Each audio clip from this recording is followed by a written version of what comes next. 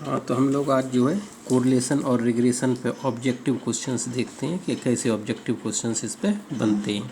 तो इनमें 4 ऑप्शंस रहते हैं, 4 में से जो है आपको एक चूज करना रहता है। तो आपको करेक्ट आंसर मालूम है तो एक ऑप्शंस चूज कर सकते हैं। जैसे है the term regression was introduced by, तो रिग्रेशन जो है ये टर्म जो है रिग्रेशन किसने इंट्रोड्यूस किया था, किसने नाम लिया। तो 4 ऑप्शन रहेंगे। जैसे ऑप्शन 1 में मान लो दिया हुआ है कार्ल पियर्सन, सेकंड में दिया हुआ है फिशर ER फिशर, थर्ड में दिया हुआ है फ्रांसिस गाल्टन और फोर्थ में दिया हुआ ऑल ऑफ द एबव। तो एक ऑप्शन इसमें सही होगा, तो इसका सही ऑप्शन है सर फ्रांसिस गाल्टन। तो ये जो रिग्रेशन टर्म है ये सब जो है सबसे पहले इन्होंने इसका नाम दिया था फ्रांसिस गाल्टन ने। तो ये पूरा नाम ऐसे लिखेंगे सर फ्रांसिस गाल्टन। ठीक है, इसी तरीके से दूसरा क्वेश्चन बनेगा तो ये याद रखेंगे ये चीज़ कि रिग्रेशन किसने दिया था, फ्रांसिस गाल्टन। तो if x and Y are two variates there can be at most regression lines. अगर x और y दो जो हैं आपके वेरिएबल्स हैं, रैंडम वेरिएबल्स हैं, या इनको ऐसे कहते हैं टू वेरिएट्स हैं, तो कितनी रिग्रेशन लाइन पॉसिबल होती हैं। तो आप जो है हमने बताया है कि देयर आर 2 रिग्रेशन लाइंस, एक होती है x ऑन y और दूसरी होती है y ऑन x। तो कितनी लाइन पॉसिबल है regression line, 2 regression line possible है। तो इसका आंसर कितना हो जाएगा 2। ऑप्शन में क्या होगा 1 2 3 इनफाइनाइट, इस तरीके से 4 ऑप्शन होंगे। तो अगर आपको इसका आंसर मालूम है तो आप 2 वाला जो आंसर आपका होगा वो सही होगा। ठीक, नेक्स्ट क्वेश्चन पे चलते हैं। In a regression line of Y on X, ये कह दिया कि रिग्रेशन लाइन कैसी है, बाई ऑन एक्स है। The variable X is known as, X variable को क्या कहते हैं। तो बाई ऑन एक्स में क्या लिखते हैं, y is equal to A plus B x, y is equal to A plus B x. ये रिग्रेशन लाइन होती है, इसको कौन सी रिग्रेशन लाइन कहते हैं, बाई ऑन एक्स। तो इस बाई ऑन एक्स में ये कह रहा है कि जो एक्स होता है इसको क्या कहते हैं। ठीक है, जैसे बाई है डिपेंडेंट वेरिएबल इसमें और एक्स है इंडिपेंडेंट वेरिएबल। तो एक तो हो गया एक्स आपका इंडिपेंडेंट वेरिएबल। तो ठीक है, दूसरा नाम होता है इसका रिग्रेसर, दूसरा नाम इसका रिग्रेसर है, और थर्ड नाम इसका है एक्सप्लेनेटरी वेरिएबल। तो इसके 3 नाम होते हैं, एक नाम है इंडिपेंडेंट वेरिएबल, अगला नाम है इसका रिग्रेसर, अगला नाम है इसका एक्सप्लेनेटरी वेरिएबल। तो 3 नाम इसके होते हैं। ठीक है, अब उसमें 4 ऑप्शन देगा, independent variable, regressor, explanatory variable, और फोर्थ में दे देगा ऑल ऑफ द एबव। तो आंसर क्या हो जाएगा, ऑल ऑफ द एबव। ये इसी तरीके से रिग्रेशन इक्वेशन है, फोर्थ क्वेश्चन है, रिग्रेशन इक्वेशन को आप जो है और क्या क्या कहते हैं। ठीक है, रिग्रेशन इक्वेशन के और क्या क्या नाम हो सकते हैं। तो प्रिडिक्शन इक्वेशन, ठीक है, estimating equation, line of average relationship. तो 3 नाम इसके और होते हैं। तो उसमें वही करेगा, फर्स्ट पे ये दे देगा, सेकंड पे ये, थर्ड पे ये, फोर्थ कह देगा ऑल ऑफ द एबव। तो इसका आंसर हो जाएगा ऑल ऑफ द एबव। ठीक है, तो आगे बढ़िए। Scatter diagram of the variate values x by gives the idea about, यानी स्कैटर डायग्राम होता है, वो स्कैटर डायग्राम क्या बताता है, क्या आइडिया देता है। तो ये जो है फंक्शनल रिलेशनशिप देता है 2 वेरिएबल के बीच में। कैसा रिलेशन देता है, ऐसा देता है y is equal to F x comma y, ये फंक्शनल रिलेशनशिप देता है 2 वेरिएबल के बीच में। तो अगर 2 ही वेरिएबल है तो एक्स वाई नहीं होगा, फिर एफ एक्स ही होगा, Y is equal to F X. Next है the formula for the estimate of B in the regression equation Y is equal to A plus B X. क्या कह रहा है, the formula for the estimate of B, यानी B के एस्टिमेट के लिए इन द रिग्रेशन इक्वेशन क्या होता है। कहने का मतलब है बी का क्या फार्मूला होगा। तो बी का जो फार्मूला हमने आपको बताया था, अगर आपको याद हो, तो बी जो था, बी बाई ऑन एक्स है ये लाइन। तो ये लाइन कैसी है, बाई ऑन एक्स लाइन है। तो इसका फार्मूला आपका क्या था, बी बाई एक्स, याद करो तो n summation x y minus summation x summation y upon था एन समेसन एक्स स्क्वायर और माइनस समेसन एक्स का होल स्क्वायर। ये था फार्मूला। ठीक है। ये जो फार्मूला है वो ऊपर जो लिखा हुआ है ये एक्सप्रेशन, इसको हम कोवेरियंस कहते हैं। ये कोवेरियंस का फार्मूला है। ये किसका फार्मूला है? कोवेरियंस का फार्मूला। और नीचे जो लिखा है वो फार्मूला वेरिएंस का होता है। आप n से डिवाइड कर दोगे तो ये n फ्री हो जाएगा, यहाँ n आ जाएगा, तो ये क्या हो जाएगा? एक्सपेक्टेशन हो जाता है। और बहरहाल चलिए उन चीज़ों के बारे में मतलब फिर कहीं देखेंगे जब ये एक्सप्रेशन आएगा। यहाँ भी इतना ही देखिए, ऊपर जो है वो कोवेरियंस है और नीचे जो है फार्मूला वेरिएंस का है। तो इसको ऐसे भी लिख सकते हैं, देखिए वही दिया है, covariance x y upon variance x. इसका हमने बताया था आपको, ये भी फार्मूला होता है किसके टर्म में? कोरिलेशन और स्टैंडर्ड डेविएशन के टर्म में, r sigma y upon sigma x, ये भी होता है। कोवेरियंस अगर लिखना है तो कोवेरियंस का फार्मूला ये भी होता है, summation X I minus X bar into Y I minus Y bar upon variance का यही होता है, summation X I minus X bar whole square. तो इसके इतने फार्मूले हो सकते हैं, किसके? बी के या बी बाई एक्स के। ये भी हो सकता है, ये भी हो सकता है, ये भी हो सकता है। ठीक है, तो ये 3 दे देगा ऑप्शन में, और उसके बाद अगले ऑप्शन में डी में देगा ऑल ऑफ द एबव, तो आंसर हो जाएगा ऑल ऑफ द एबव। ठीक है, इसी तरीके से अगला क्वेश्चन है, in the regression line y is equal to A plus B x, b is called slope of line. इसमें ये b को हम क्या कहते हैं? स्लोप कहते हैं। ध्यान रखिए, b क्या है? स्लोप ऑफ लाइन, और a है इंटरसेप्ट ऑफ द लाइन। तो a को हम कहते हैं इंटरसेप्ट और b को कहते हैं स्लोप, ये ध्यान रखना। If b Y x and b x y are two regression coefficients, they have, तो उनके साइन कैसे होंगे? तो दे हैव सेम साइन, एक जैसे साइन होंगे। बी एक्स वाई और बी वाई एक्स दोनों रिग्रेशन कोफिशिएंट हैं, तो आप इनकी जब वैल्यू निकालोगे तो इनके साइन, वैल्यू अलग हो सकती है लेकिन साइन एक जैसे होंगे। साइन का मतलब है या प्लस होंगे तो दोनों, इसका प्लस होगा तो इसका भी साइन प्लस आएगा, माइनस इसका आएगा तो इसका भी साइन माइनस आएगा। The property that b Y x, b x y and r have same sign is called, तो जो तीनों के साइन सेम होते हैं, ये प्रॉपर्टी हम जानते हैं रिग्रेशन में कि दोनों रिग्रेशन कोफिशिएंट और कोरिलेशन कोफिशिएंट के सेम साइन होते हैं। इस प्रॉपर्टी को क्या कहते हैं? तो इसको कहते हैं सिग्नेचर प्रॉपर्टी। इसको आप ध्यान रखिए, ये प्रॉपर्टी क्या है? सिग्नेचर प्रॉपर्टी है। Next, the average of two regression coefficients is always greater than correlation coefficient. In average of two regression coefficient हमने बताई थी प्रॉपर्टी कि b y x plus B x y, अगर इन दोनों का मीन लेते हो तो वो क्या होता है? ग्रेटर देन होता है आर के, है ना। Is always greater than correlation coefficient is called, इस प्रॉपर्टी को क्या कहते हैं? इसको कहते हैं मीन प्रॉपर्टी, ये ध्यान रखना है। अब उसमें 2 3 4 प्रॉपर्टी दे देगा, signature property, mean property, magnitude property, independence property, उसमें से एक सही होगा। नेक्स्ट है, if b Y x is greater than 1 then b x Y is less than 1। ठीक है, ये छोड़ देगा लेस देन 1। अब उसमें जब ऑप्शन देगा तो क्या कहेगा? Less than 1, greater than 1, equal to 1, है ना, इक्वल टू 0, तो एक सही होगा। The property b Y x is greater than 1, तो बी एक्स वाई क्या होगा? लेस देन 1, ये दिया है। The property b Y x is greater than 1 implies b x y less than 1 is known as magnitude. इस property को हम magnitude property कहते हैं। तो ये प्रॉपर्टी ध्यान रखनी है, किस प्रॉपर्टी को हम क्या कहते हैं। If x and Y are independent, the values of regression coefficient b y x is equal to, अगर एक्स और वाई इंडिपेंडेंट हैं तो value of regression coefficient b y x is equal to हमेशा 0 होगा।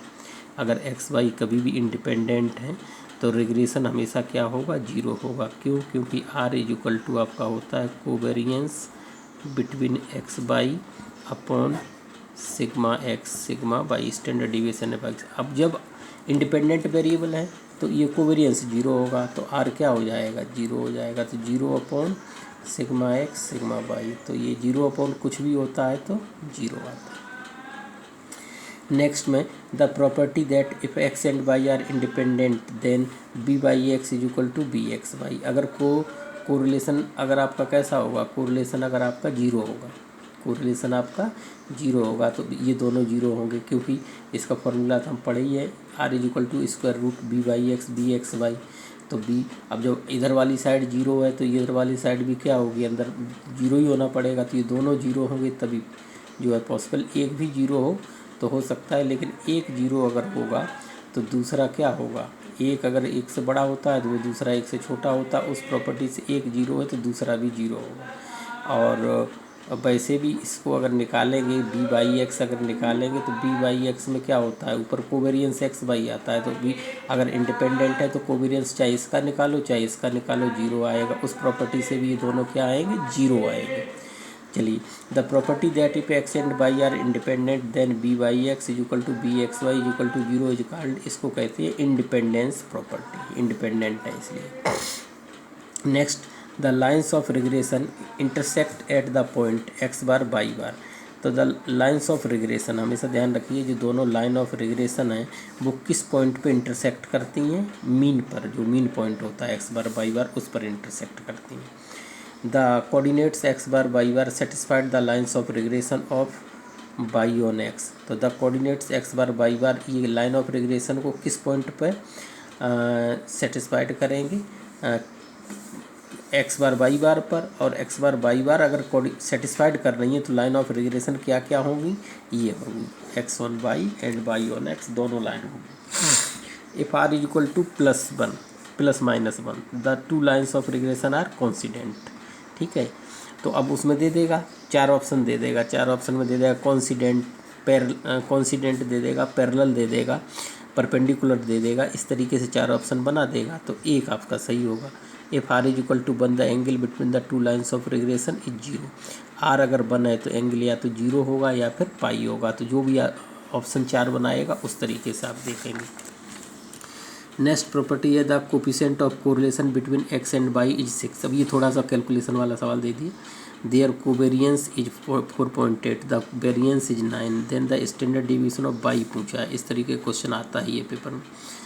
आर दिया है 0.6, covariance दिया है 4.8, वेरियंस दिया है वेरियंस दिया है 9 और स्टैंडर्ड डेविएशन पूछा है। फार्मूला लगा दीजिए, R is equal to covariance X Y upon square root variance X into variance by.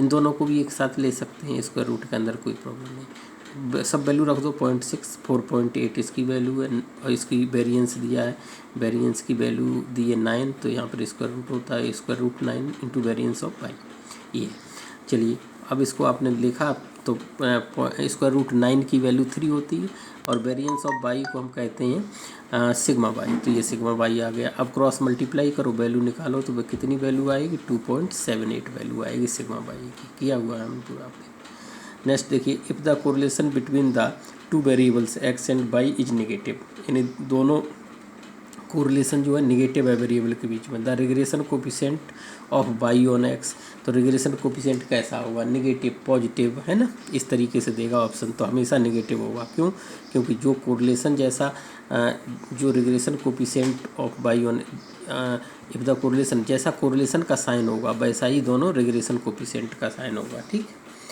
The idea of the product movement correlation बाज गिवन बाई, यानी ये कोरिलेशन मूवमेंट कहें या फिर कहें correlation coefficient, product movement correlation कहें या correlation coefficient कहें, इसका आइडिया किसने दिया था, तो इसका आइडिया सबसे पहले दिया था कार्ल पियर्सन ने। Next, correlation coefficient was invented in the year, किस ईयर में कोरिलेशन कोफिशिएंट इन्वेंट किया गया था, तो ये 1890 में, 1890 में इन्वेंट किया था। किसने किया था, कार्ल पियर्सन।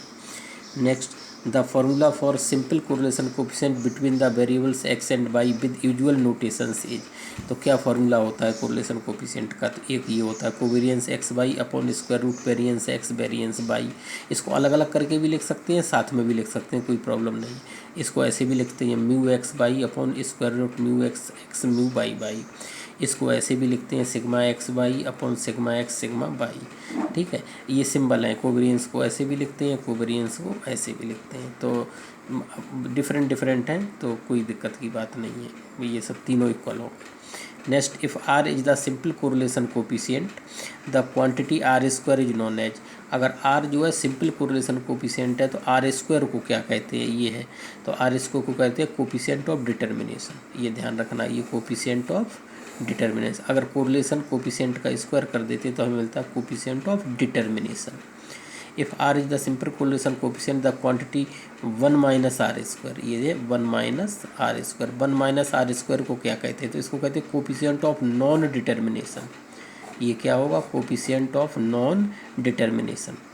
अगर स्क्वायर रूट कर दें हम, square root 1 minus are square, तो ये होता है coefficient of alienation, coefficient of alienation इसको कहते हैं। तो ये तीन चीज़ें याद रखना, coefficient of determination, coefficient of non determination and coefficient of alienation. Next है the unit of correlation coefficient is, तो कोरिलेशन कोफिशिएंट की कोई यूनिट नहीं होती है, ये यूनिट लेस होता है, हमेशा ध्यान रखना। कोरिलेशन कोफिशिएंट कैसा होता है, यूनिट लेस, तो इसको कहते हैं नॉन एग्जिस्टिंग, यानी यूनिट इसकी एग्जिस्ट नहीं करती है। Next the range of simple correlation coefficient is, तो कोरिलेशन कोफिशिएंट की रेंज कहाँ से कहाँ तक होती है, तो -1 से +1 होती है। ठीक है। If r is equal to 1 the relation between the two variables x and y is, तो अगर r 1 है, इसका r इज इक्वल टू 1 का मतलब परफेक्ट पॉजिटिव कोरिलेशन है, तो जितना x बढ़ेगा उतना ही y बढ़ेगा, तो y is proportional to x, हमेशा ध्यान रखिए y और x प्रोपोर्शनल होंगे, y बढ़ रहा है तो x बढ़ रहा है, उनका रेशियो क्या होगा, कांस्टेंट रहेगा हमेशा। ठीक है। If r is equal to 0 the variables x and y are, ठीक है, अगर r 0 होता है तो हमेशा आप ध्यान रखिए, कोरिलेशन अगर 0 है तो variables x and y are not linearly related, इसका मतलब है लीनियरली रिलेटेड नहीं है ये, है ना। अगर r 0 है तो नॉट लीनियरली रिलेटेड, ये हमने प्रॉपर्टी करी है, उसमें देखिएगा r अगर 0 हो रहा है तो ये लीनियरली रिलेटेड नहीं होता है, जबकि इसमें जो है हमने देखा था रिलेशनशिप मिलता है, रिलेशन इंडिपेंडेंट नहीं होगा, ऐसा नहीं कि r 0 हो जाए तो इंडिपेंडेंट, हमने प्रॉपर्टी करी हुई है। y is equal to x square मिला था, याद करिए, जबकि r क्या आया था, 0 आया था, तो वेरिएबल इंडिपेंडेंट थे, x एंड y क्या थे, इंडिपेंडेंट थे, जबकि कोरिलेशन क्या आया था, 0 आया, लेकिन रिलेशन मिला उसमें। ठीक है ना, तो लीनियरली रिलेटेड नहीं होगा, बड़ी इंपॉर्टेंट प्रॉपर्टी, ध्यान रखिए। If r is equal to -1 the relation between x and y is, ठीक है ना, तो अब अगर -1 आ गया, इसका मतलब एक वेरिएबल बढ़ेगा तो दूसरा वेरिएबल घटेगा। व्हेन y डिक्रीजेज, तो x प्रोपोर्शनेटली, y अगर डिक्रीज कर रहा है तो x प्रोपोर्शनेटली आपका नेगेटिव कोरिलेशन है, तो एक अगर बढ़ रहा है तो x क्या करेगा, एक अगर बढ़ रहा है तो दूसरा भी बढ़ेगा, तो पॉजिटिव नेगेटिव प्रोपोर्शनेटली, आप ये देखिए इस तरीके का बनेगा ये ऐसा, तो एक अगर बढ़ रहा है, ठीक है ना, तो ये मान लो यहाँ पर है तो दूसरा क्या करेगा, आपका यहाँ पर है मान लो, तो दूसरा पीक पर होगा, तो इन्वर्स में हो गई ये। ठीक है ना, तो negative when y decreases x proportionately increase करेगा, है ना, डिक्रीज नहीं करेगा। अगर एक बढ़ेगा, है ना, व्हेन y डिक्रीज, y क्या कर रहा है, डिक्रीज कर रहा है, तो x क्या कर रहा है, x उसी तरीके से बढ़ रहा है ना, तो ये इंक्रीज होगा, इंक्रीज। ठीक है, ये ग्राफ से समझिए, हमने बताया हुआ है। The correlation between two variables, अब हम ये क्वेश्चन आपको दे रहे हैं कि ये क्वेश्चन आप जो है 1 2 3 4 4 क्वेश्चन आप होमवर्क है, ये आप करिएगा। क्या है, the correlation between two variables is of order, दो वेरिएबल के बीच में कोरिलेशन का ऑर्डर क्या होता है, आपको ये बताना है। हमने आंसर नहीं लिखा है इसलिए कि आप बताइएगा। The geometric mean of the two regression coefficient b/x and bxy is equal to, दो वेरिएबल के बीच का अगर ज्योमेट्रिक मीन लेते हैं तो वो कितना होगा। ठीक है ना, ज्योमेट्रिक मीन कितना होगा, किसके बराबर होगा, r स्क्वायर 0 1 इस तरीके से ऑप्शन रहेंगे, तो फार्मूला में जो भी आता है हमने बताएंगे। The relation r is equal to square root b/x into bxy is known as property of regression. यहाँ कोई एक प्रॉपर्टी आएगी, उस प्रॉपर्टी का नाम लिखना है, आता है तो ठीक है, नहीं तो नेक्स्ट क्लास में फिर हम डिस्कस कर देंगे, नहीं आएगा। Standard error of the sample correlation coefficient R based on n paired values is, तो जो है standard error of the sample correlation coefficient R based on n paired values is, यहाँ पर जो है स्टैंडर्ड एरर जो होती है कोरिलेशन कोफिशिएंट में वो कितनी होती है, ये बताना है। ठीक है, तो ये 4 क्वेश्चन हैं, इनके आंसर ढूंढ के रखिएगा, अगले वाले क्लास में हम इनको डिस्कस करेंगे कि जो है इनकी वैल्यू इन 4 क्वेश्चंस का आंसर क्या होगा। बाकी आप क्वेश्चंस हमने सिंपल भी लिए हुए हैं, सभी सिंपल है। बाकी आप क्वेश्चंस को सॉल्व करिए, इनको करिए, सिंपल हैं सभी। इस तरीके के क्वेश्चंस आपके एग्जाम्स में पूछे जाते हैं। Okay, thank you.